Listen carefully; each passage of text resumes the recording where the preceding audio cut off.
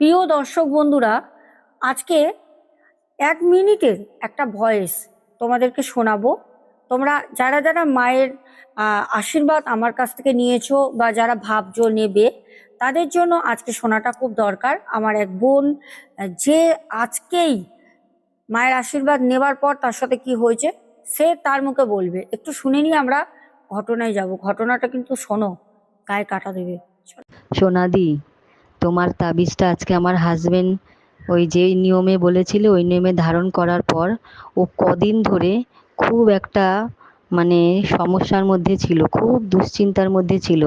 13,000 টাকা ওর বন্ধুকে পেমেন্ট করেছে, ওর বন্ধু পাবে।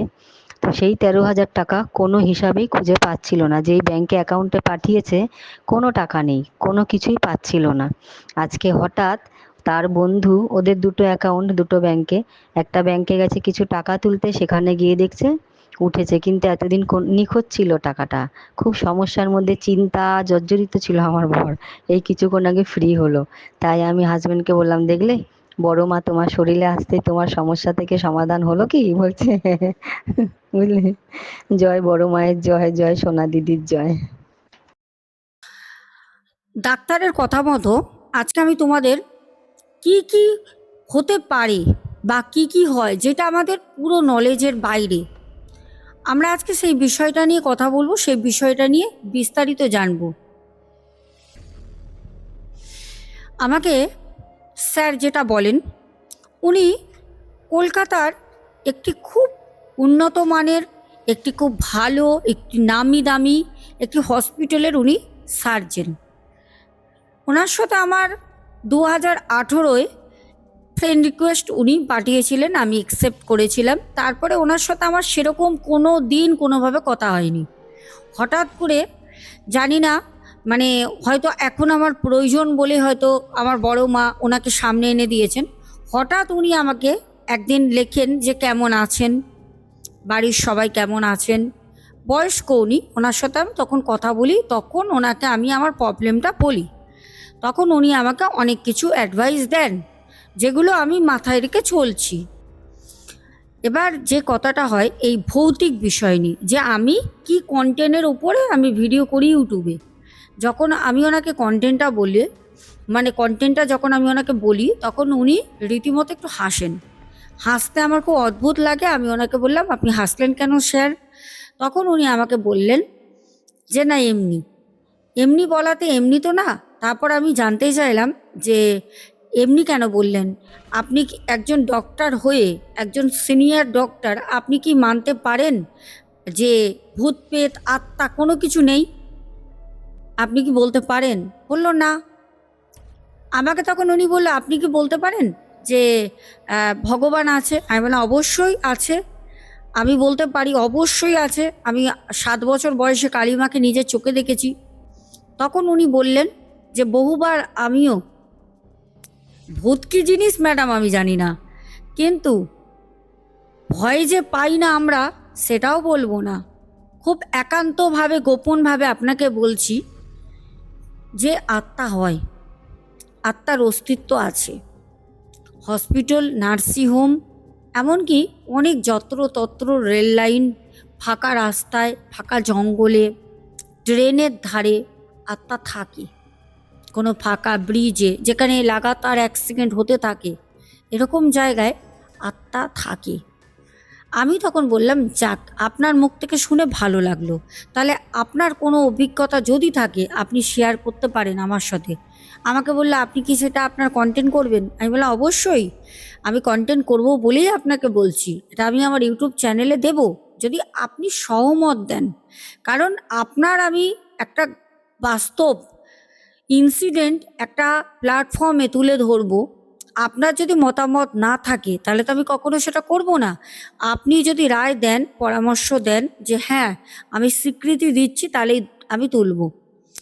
তখন উনি বললেন ঠিক আছে, আপনি আমার নাম, হসপিটাল, আমার আইডেন্টিটিটা টোটাল হাইড রেখে আপনি বলতে পারেন।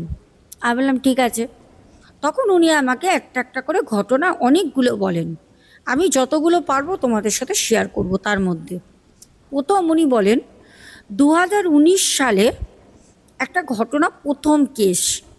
এর আগেও আমি 7-8 বছর ওখানে আছি কন্টিনিউ, এতটা ভয় বা এতটা নিজেদের মধ্যে একটা চাঞ্চল্যকর অবস্থা সেই রাতে হয়নি এর আগে।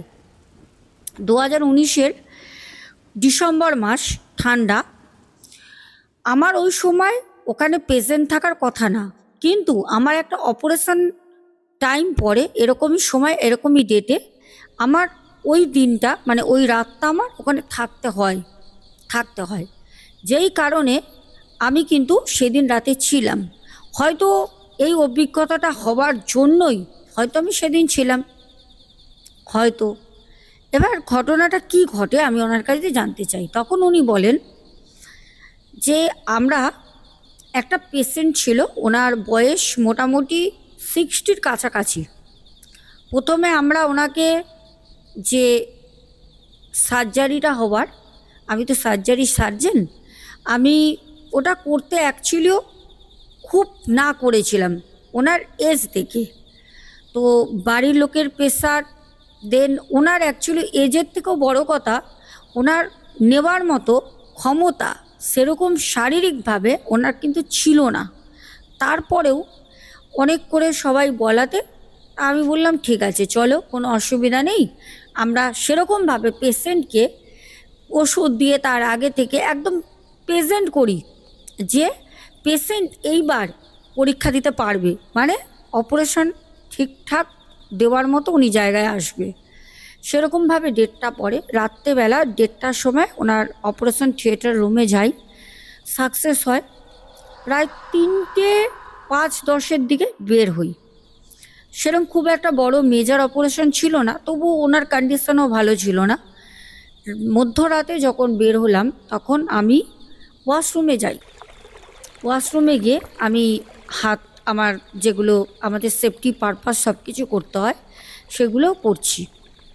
হঠাৎ করে প্রথম এটা অনুভূতি, এর আগে আমি কোনো দিন অত রাতে হসপিটালে থাকিও নি, কারণ আমার রাতে থাকাটা ডিউটিও না, আর আমার কোনো পেশেন্ট থাকে না রাতের বেলা আমাকে দেখতে হবে, আমার সকালে।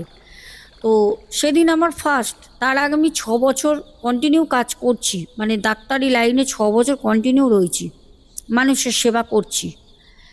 তো আমি দেখলাম বাথরুমের মধ্যে, যেখানটা আমি কলটা চলছে, আমি হাতে স্যানিটাইজার বা কিছু সোপ কিছু ইউজ করছিলাম, একটা কোণে আমি দেখলাম কিছু একটা মুভমেন্ট করলো, কিন্তু ওই কোণে মুভমেন্ট করার মতো কোনো কিছু বস্তু, কোনো জিনিস কিছু নেই, শুধু ওয়াল, কিন্তু ওখানে কিছুটা মুভমেন্ট করেছে। আমি জাস্ট এরকম ফোকাসটা, কিন্তু আমার লুকটা ছিল সামনের মিররের দিকে, কিন্তু চোখের একটা সাইড থেকে আমাদের কিন্তু দেখা যায়, যতই আমি সামনে তাকি স্টেট, পাশে যদি কেউ দাঁড়িয়ে কোনো অঙ্গি ভঙ্গিমা করে সেটা কিন্তু আমরা না ঘুরলেও আমরা কিন্তু এরমভাবেও দেখতে পাই। আমি পরিষ্কার দেখি। দেখার পর আমি জাস্ট সেকেন্ডের মধ্যে দেখে ঘুরে নিলাম, দেখলাম কেউ নেই। কিন্তু প্রত্যেকটা মানুষের একটা সিক্স সেন্স থাকে, যেটা আমি বুঝতে পারি যে ওখানে কিছু একটা ছিল, তবে সেটা কিন্তু প্যারানর্মাল কিছু। আর এগুলো তো হসপিটাল নার্সিংহোমে থাকে, এগুলো কোনো বড় কথা না। আমি ওখান থেকে রিটার্ন কাজ করে বেরিয়ে আসি। আসতেই আমাদের হেড নার্স, যে আমাদের সাথে অপারেশন রুমে ছিল, থিয়েটার রুমে, আমাকে বলল যে স্যার আপনি এখন বেরিয়ে যাচ্ছেন, এখনই চলে যাবেন স্যার, না কিছুক্ষণ থাকবেন, আপনার জন্য একটু কফি আনাবো। প্রচণ্ড ঠান্ডা, প্রচণ্ড, সেদিন ডিসেম্বরের রাত। আমি বললাম যে না, এখন আর আমার জন্য তো কষ্ট করতে হবে না, তোমরা যে যার মতো একটু রেস্ট করো, একটা কাজ আমাদের সাকসেস হয়েছে, যা কথা হবে, যদি কোনো রকম কোনো সমস্যা হয় আমাকে কল করো, আমি এখন বেরিয়ে যাচ্ছি। ড্রাইভারকে সাথে সাথে ফোন করলাম, ড্রাইভার নিজে আমাকে বলল স্যার আপনি আসুন, আমি রেডি আছি। আমি বেরিয়ে একদম গাড়িতে বসি, হসপিটালের নিচে আসলাম, 3rd ফ্লোরে ছিলাম, একদম গ্রাউন্ড ফ্লোরে এসে গাড়িতে বসলাম, গাড়ি দিয়ে বেরিয়ে যাই। আমি যখন বাড়ি ফিরি, সেই দিন রাতে, সেই দিনেরই কথা, আমি যখন বাড়ি ফিরছি তখন আনুমানিক সময়টা ওই খুব জোর হলে 3:25-20-র মধ্যে, এইটুকুনি সময়ের মধ্যে আমি বেরিয়ে যাই হসপিটাল থেকে। আর যখন যাচ্ছি, ওখান থেকে যেতে আমাদের একটা কলকাতায় একটা ওভারব্রিজ পড়ে, যেটা আমাকে ব্রিজের ওপর থেকেই যেতে হবে, অন্য কোনো রাস্তা দিয়ে আমি যেতে পারবো না। তো আমি এই রাস্তা দিয়ে যাচ্ছি, ব্রিজের ওপর দিয়ে। জাস্ট আমি যখন উঠলাম তখন আমার ড্রাইভার যে ছিল আমাকে বললো, স্যার সামনে মনে হচ্ছে কেউ দাঁড়িয়ে আছে। এত রাত্রে, এখন 3টে বেজে গেছে, এই ঠান্ডার মধ্যে, গরমকালে হলে তাও মানা যায়, 3টের সময় বহু লোক বেরোয় মর্নিং ওয়াক করে, দেন বহু মানুষ এদিক ওদিক মানে মধ্যরাতে ঘুরতেও বেরিয়ে যায়। শীতের সময় বেরোয় না সেটা না, কিন্তু সচরাচর রাস্তায় একা এরকমভাবে কেউ পোলের ওপর দাঁড়িয়ে, এটা অভিজ্ঞতার বাইরে। তো ড্রাইভার যখন আমাকে বলল, আমি জাস্ট ফোন একটু ঘাটাঘাটি করছিলাম, তো আমি সামনে যখন লুক তাকালাম তখন দেখলাম একজন মহিলা, বয়স খুব জোর 34, 36, 35 এরকম বয়স, খুব একটা বেশি না। একটা একটা জিন্সের প্যান্ট আর একটা হালকা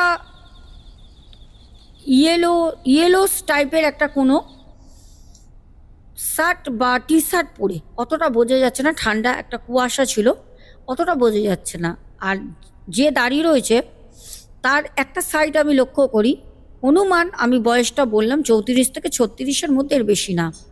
আমি পাশ কাটিয়ে ওখান থেকে সোজা গাড়ি নিয়ে আমি ড্রাইভারকে বললাম, তুমি তোমার মতো চলো, আমি আমার মতো ওখান থেকে সোজা আসছি, আমি আমার মতো আসছি। হঠাৎ করে ড্রাইভার যখন ওই জায়গাটা ক্রস করে, ওই যে মহিলাটা ছিল বা মেয়েটা ছিল যাই হোক, ওখান থেকে যখন গাড়িটা নিয়ে এগিয়ে আসলো, জাস্ট এসেই দাঁড়িয়ে আমাকে, ও দাঁড়িয়ে যায় সাইড হয়ে, দাঁড়িয়ে আমাকে বলল, স্যার মনে হচ্ছে কিছু একটা প্রবলেম হয়েছে, দেখবো কি নেবে? আমি বললাম, না না, নাবার কোনো প্রয়োজন নেই, তুমি গাড়ি চালাও, রাতের বেলা কোনো প্রবলেমে যাওয়ার প্রয়োজন নেই, উল্টে প্রবলেম নিজের চলে আসবে ঘাড়ে, চলো।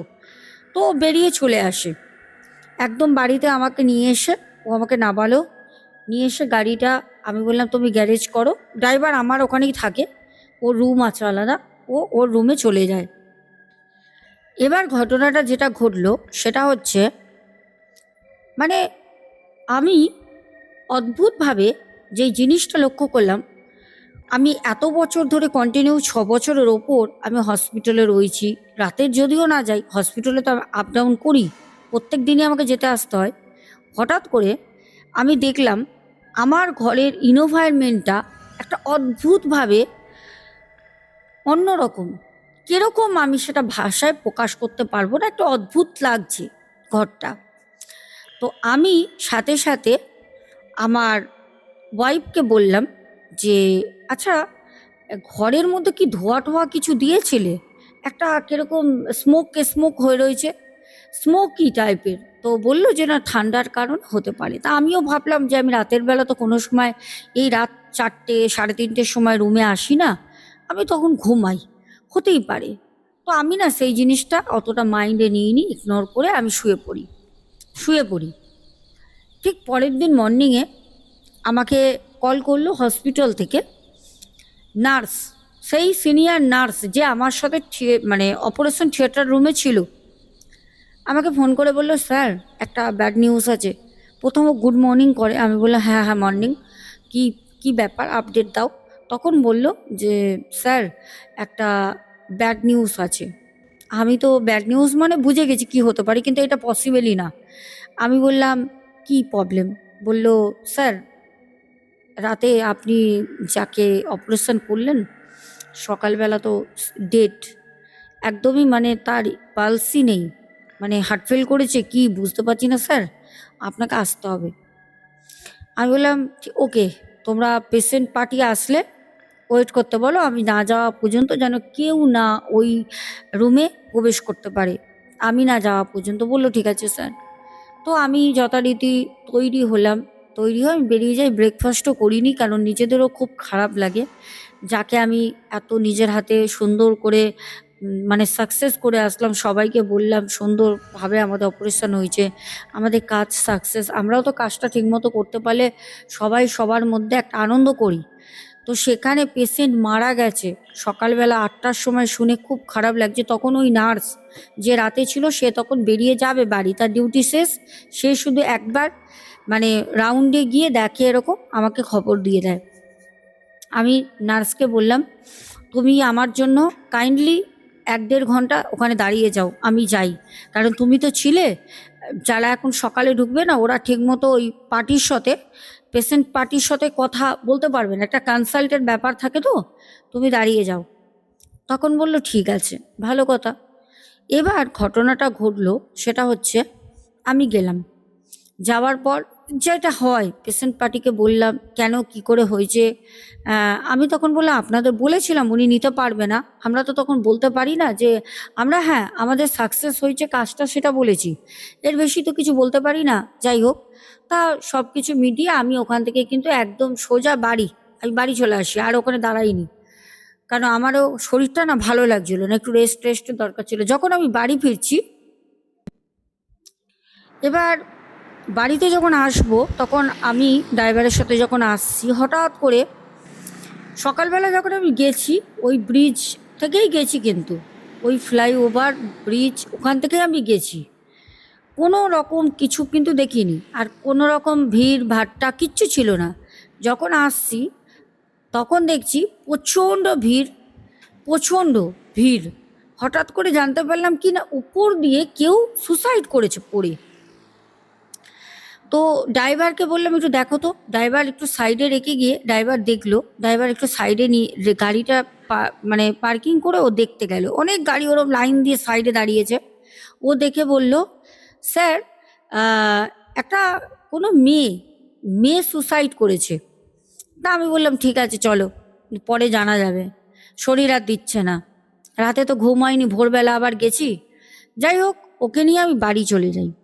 বাড়িতে যাওয়ার পর আমি রেস্ট নিই। সেদিনকে আমি আর হসপিটালে আসিনি, আমার কোনো চাপ ছিল না, কোনো কলও আসিনি, আমি আসিনি। পরে ড্রাইভারের মুখে শুনতে পারলাম, যেই মেয়েটা সেদিন রাতে দাঁড়িয়েছিল, আগের দিন রাতে ওই ডিসেম্বরের ঠান্ডায় একদম কুয়াশার ভেতরে যেই মেয়েটা ওখানে দাঁড়িয়েছিল, সেই মেয়েটাই নাকি ওখান থেকে পড়ে সুসাইড করেছে। কি কারণে, কে কোথায় থাকে কেউ জানে না। অজ্ঞাত পরিচয় একটি যুবতী মেয়ে, বিবাহিত না, আনম্যারিড, কী জন্য সুসাইড করেছে কেউ জানে না, ওনাকে কেউ চেনে না। যাই হোক, এরকম তো হামেশা ওখানে অনেকবার ওই ব্রিজ থেকে অনেক সুসাইড এরকম হয়েছে। বলে আমার সাথে অদ্ভুতভাবে যে ঘটনাটা ঘটলো সেটা হচ্ছে, আমি যখনই একা হসপিটালে থাকি আমার রুমে, বাড়িতে আমার রুমে আমি একা থাকি, কারণ আমার রুমে আমার একটা মানে আলাদা করে একটা রুম ছিল যেখানে আমি মানে সব রকম পেপারস, আমার কিছু কাজের জিনিস, মেডিসিন, সব কিছু লেখালেখির বিষয় থাকতো। ওই ঘরে থাকি, আমি যেখানে যেতাম একটা বিড়ির গন্ধ পেতাম। হ্যাঁ, বিড়ির গন্ধ। যেই বিড়ির গন্ধটা না আমার ড্রাইভার খায় বিড়ি, না আমার বাড়িতে কেউ খায়, আর না হসপিটালে তো এইসব একদম অ্যালাউই নেই, কিন্তু বিড়ির গন্ধ আমার নাকে আসতো যখন আমি একা থাকতাম। যখন আমি 5টা মানুষের সাথে আছি তখন কিন্তু কোনো বিড়ির গন্ধ আমি পেতাম না, কিন্তু বিড়ির গন্ধ আমি তখনই পেতাম যখন আমি একা থাকতাম। এবার আমি ওই জিনিসটা কখনোই সেরকমভাবে মানে অতটা সিরিয়াসই নিইনি যে বিড়ির গন্ধ বা কিছু। আর আমার মানে অভিজ্ঞতা, আমি কোনোদিন ওই বিড়ি স্মোক করিনি, তা আমার ওই গন্ধটা মনে হতো বিড়িরই গন্ধ, কিন্তু আমি কোনোদিন স্মোক করিনি, তাই আমি কনফার্ম একদম শিওর ছিলাম না যেটা বিড়ির গন্ধ। তবুও মনে হতো বিড়ির গন্ধ, কারণ আশেপাশে যেতে আসতে রাস্তায় অনেক সময় গন্ধ আমি পেয়েছি, দেখেছি বিড়ি খাচ্ছে কেউ, বিড়ি টানছে, তার একটা স্মেল বেরোয়। যাই হোক, এরকম করে প্রায় 7-8 দিন গেল। হঠাৎ একদিন গাড়িতে বসে আছি, অন্য একটা কাজে বেরোচ্ছি সন্ধ্যা 7টার দিকে। আমার সেই ড্রাইভার গাড়িতে উঠে ও দেখলাম হাতটা এরকম এরকম করছে। আমি বললাম কী হলো, দুর্গন্ধ বেরোচ্ছে নাকি কিছু, একটু স্প্রে করে দাও গাড়িটায়। শীতের সময় তো একটা বেরোতেই পারে, গরমের সময় সেটা হয় না। তখন আমাকে ড্রাইভার বলল যে না স্যার, মানে একটা না কিরম স্মোকের একটা স্মেল বের হচ্ছে, মনে হচ্ছে যেন কেউ এখানে দাঁড়িয়ে বিড়ি টিড়ি খেয়েছে, ভিতরে এটা বিড়ির একটা গন্ধ। আমার তখন হঠাৎ করে মাথায় আসলো, হ্যাঁ আমিও তো 7-8 দিন ধরে প্রায় বিড়ির গন্ধ পাচ্ছি, আমিও পাচ্ছি। তখন আমি বললাম, এই সত্যি ভাই তুমি বিড়ির গন্ধ পাচ্ছ? তখন বলল, হ্যাঁ স্যার, আমি এটা বিড়ির একটা স্মোকের গন্ধ পাচ্ছি। আপনি পাচ্ছেন? আমি বললাম, হ্যাঁ। আর এইটা আমি আজকে বলে না, জানো, এটা না আমি 6-7 দিন ধরে পাচ্ছি, মানে 6-7-8 দিন হলো আমি এই বিড়ির স্মোকের গন্ধটা পাই। যখন আমি একা থাকি এই গন্ধটা পাচ্ছি। তখন বলছে যে হ্যাঁ, এখন গাড়ির মধ্যেও তো কিন্তু গাড়ির তো কাঁচ তোলা থাকে, আর গাড়িতে আপনি তো আছেন, কাঁচ তো তোলা আছে, তাহলে পরে গাড়িতে বিড়ির গন্ধ। তা আমি কথা বলতে বললাম, দুধ ছাড়ো তো ওইসব, তুমি চলো গাড়ি নিয়ে চলো, আমার দেরি হয়ে যাচ্ছে। আমার একজনের সাথে অ্যাকচুয়ালি মিটিং ছিল, সেখানে যাওয়ার কথা, আবার দেরি হয়ে যাচ্ছে। আমি বললাম চলো, অলরেডি অনেকটা লেট হয়ে গেছি, ও যা গন্ধ বেরোচ্ছে বেরোচ্ছে। আমি অ্যাকচুয়ালি ওই যে বিড়ির স্মোকের যে একটা স্মেল, ওটাকে আমি ইগনোর করছি, সবসময় ইগনোর করছি। তো যাই হোক, এরকম করে আরও 2-4টে দিন কাটলো। 2-4টে দিন আমার কিন্তু সাথে ওই চলছে, একটা স্মোকের একটা স্মেল ওরকম চলছে। আমি কিন্তু তবুও এটাকে ইগনোর করতে করতে চালাচ্ছি। এইবার একদিন দুপুরবেলা হসপিটালের আমার চেম্বারে আমি বসে আছি, আমার যে চেম্বার রুম থাকে ওখানে বসে, হঠাৎ করে বিড়ির যে একটা স্মোকের এত কড়া স্মেল হঠাৎ এরকম বেরোচ্ছে, মনে হচ্ছে আমার সামনাসামনি কেউ চেয়ারে বসে কেউ স্মোক করছে। এরকম একটা স্মোকের পুরো মানে নাকে, মানে স্ট্রং একটা স্মেল, একদম মনে হচ্ছে সামনে কেউ রয়েছে। আমি হঠাৎ করে বাইরে দিয়ে একজনকে ডাকি, সে আসলো, মানে একজন লেডি, ও আয়া। ওকে আমি বললাম, এই আমার কেবিনে এর আগে কেউ ঢুকেছিল? বলছে, না তো স্যার, আপনার কেবিল তো কেউ আসেনি, পরিষ্কার করে গেছে তারপরে বন্ধ। আমি বললাম, মাসি পরিষ্কার করেছে তো? বলছে হ্যাঁ। আমি বললাম ঠিক আছে। বলে কি হচ্ছে স্যার, নোংরা আছে কোথাও? আমি বললাম না, যাও।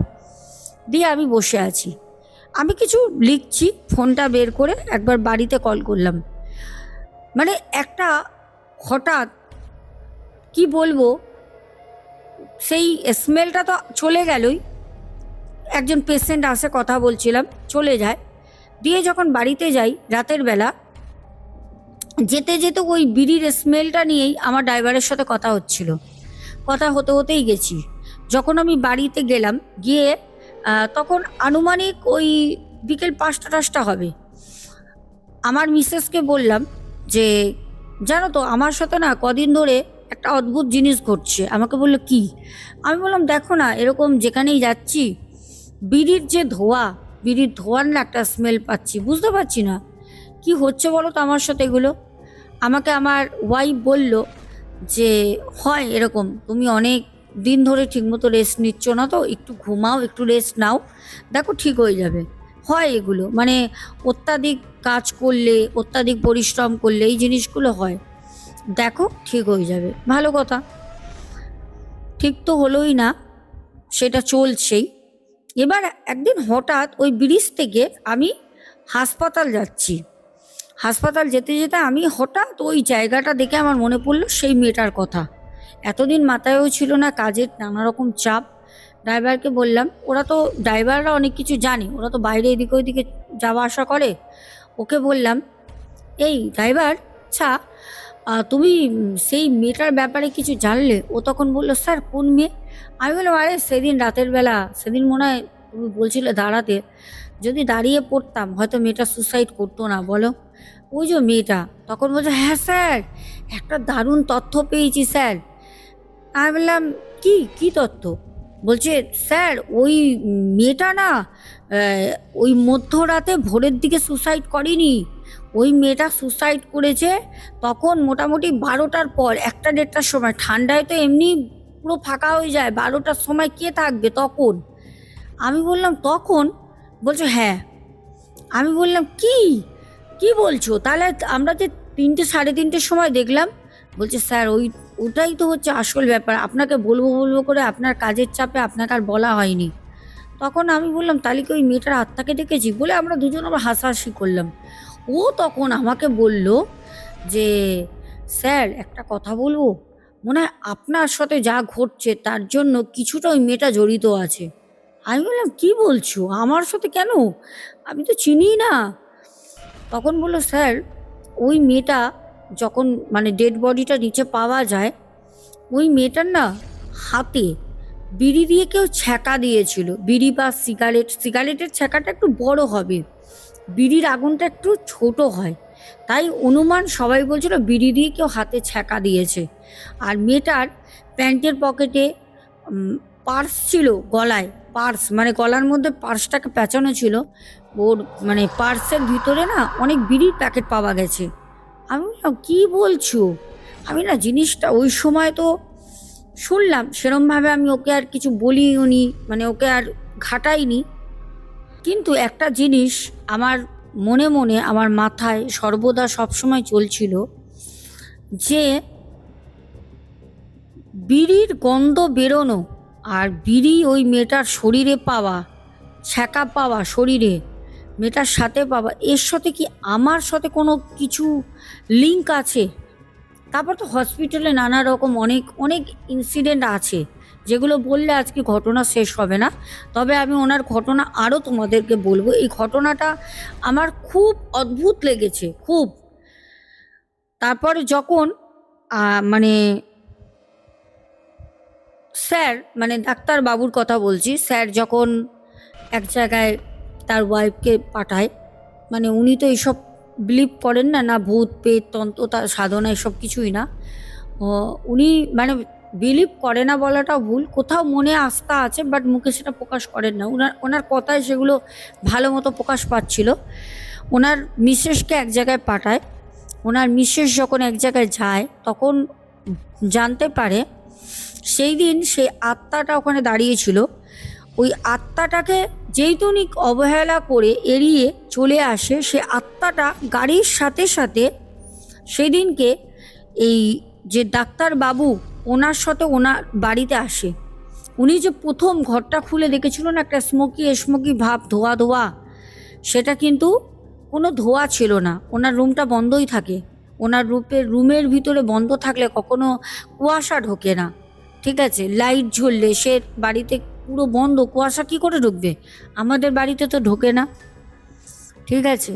তো এইটাই হচ্ছে ঘটনা, যেটা যেখানে গেছিল ওনার মিসেস, সেখান থেকে ওনাকে একটা তাবিজ এনে দেয়। উনি হাতে রেখেছিল, পরে খুলে দেয়, পরে সব ঠিক হয়ে যাওয়ার পর। আর ওনার সাথে হসপিটালে অনেক অনেক ঘটনা আছে। এই ছিল আজকে আমাদের কলকাতার এক খুব খুব নামি হসপিটালের একটি সার্জেন্টের একটি সত্য ভৌতিক ঘটনা। আরও আছে, এটা একটা না, আরও আছে। তো আমরা এবার কমেন্ট পড়বো, চলো। আচ্ছা, এবার আমরা দেখি তোমরা কালকে কারা কারা কমেন্ট করেছো। আচ্ছা, প্রথম আমাদের কমেন্ট আসে, সেটা হচ্ছে শ্রাবণী হাজরা, এস দেব রয়, আচ্ছা, ধ্রুব বাগচি, তারপরে কমেন্ট করেছো ডিএসএসবি ফ্যামিলি, আচ্ছা, তান্ত্রিকের সব দোষ, আচ্ছা তোমাদের কথা মতো, সুদীপ্ত ব্যানার্জি, জলি হাজরা, সুনিতা দাস, সুদীপ রয়, বনানী কর্মকার দিদিভাই, আচ্ছা, বাংলাদেশ থেকে মিম, সুনিতা চন্দ্র, আচ্ছা, সুকন্যা বলেছে ডিপ্রেশন, শ্রাবণী হাজরা, আসমা পারভিন, আচ্ছা, তারপরে কমেন্ট করেছো শম্পা মিনি কিচেন, পাপ্পু দে, অঞ্জনা চ্যাটার্জি, ডালি দেবনাথ, রেখা অধিকারী দিদিভাই, ডালি দেবনাথ দিদিভাই আবার কমেন্ট করেছো, জয়িতা মুখার্জি, তারপরে সন্দীপ রাগে, আচ্ছা, পাপ্পু দে, সুদীপ রয়, অনুরাধা দাস, রুচিরা হালদার, এসদেব রয়, দীপঙ্কর হালদার, সোমা দাস পরিবার থেকে, উমা ঘোষ, পাপ্পু দে ভাই, ময়না দত্ত, তারপরে সমিতা, তারপর কমেন্ট করেছে সৈনী বোন, নীলিমা সিংহ, আয়ান হালদার, সুজাতা দাস, ভাস্কর ভাই, অ্যানিরিয়া, সন্তুর দুনিয়া, রূপা দে, ঝুমা চ্যাটার্জি, কৃষ্ণাধারা এস, শ্রাবণ, আচ্ছা ভাই অনেকদিন পর, কেমন আছো শ্রাবণ ভাই, Chaitali Roy, Shila Chatterjee, Pradip Das, panther gaming YT, Rajeev Jaswal, অনেকদিন পর কমেন্ট করেছো, ভালো লাগলো। তারপর কিষাণু মান্না, রেখা অধিকারী, শম্পা মিত্র, তারপরে অঙ্কিত দাস, এখনের মতো সবারই আমি কমেন্টগুলো পড়লাম। সবাই খুব ভালো থেকো। এখনের মতো আসবো, দেখা হবে আগামীকাল। সবাই খুব ভালো থেকো। একদিন দুদিন গ্যাপ দিয়ে দিয়ে ভিডিওগুলো দিচ্ছি, কারণ শরীরটা খুব একটা ভালো নেই। ভিডিও রেকর্ডিং করা, এডিট করা হয়ে উঠছে না, পাচ্ছি না। তাই আশা করি আগের তুলনায় অনেকটা বেটার হয়েছি, ভালো হয়ে যাব। শরীরটা খুব দুর্বল, টায়ার্ডনেস, আর কিছু না। যাই হোক, এখনের মতো আসছি। সবাই খুব ভালো থেকো। বড় মায়ের আশীর্বাদ সবার মাথার উপরে থাক, সবার খুব মঙ্গল হোক। এখনের মতো শুভরাত্রি।